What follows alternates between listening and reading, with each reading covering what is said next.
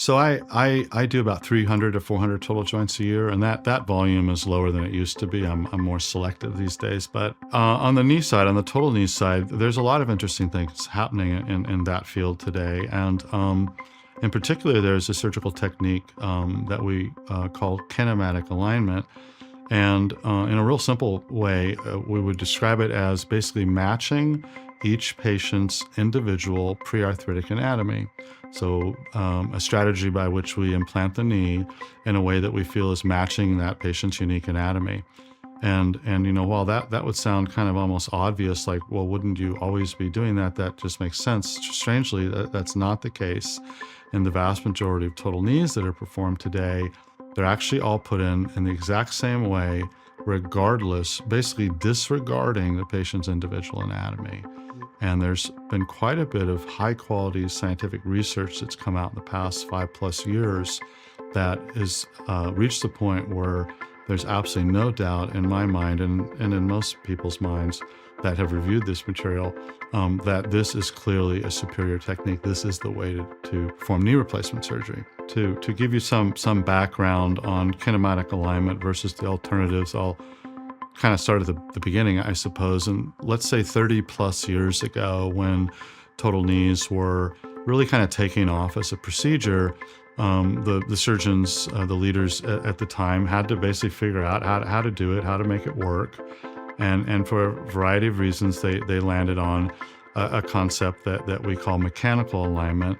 And basically that was the goal or the plan there was to basically make the leg straight, like to be able to draw literally a straight line from the hip joint through the knee joint to the ankle joint, make the leg straight.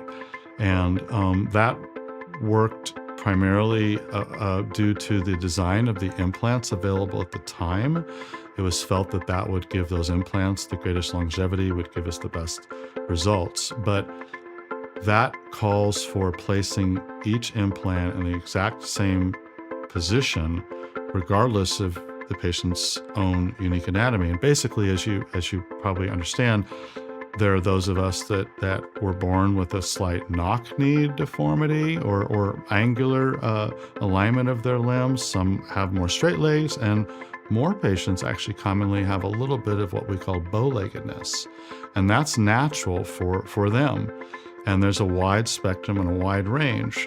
And if you are performing the classical type of knee replacement, the mechanical alignment, the same procedure that's been done for 30+ years, you'll match 5% of patients' anatomy perfectly. In other words, there actually are about 5% of us out there whose anatomy is exactly that perfect 90-degree angle on the tibia, for example, that mechanical alignment calls for.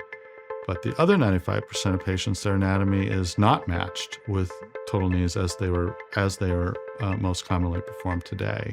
So we feel that kinematic alignment offers some major benefits, and the scientific evidence is definitely proving that patients are having higher satisfaction scores, better outcomes, greater range of motion, recovering much faster, taking less narcotic pain medicine early on, having less pain and swelling, clearly doing better with the kinematic alignment procedure.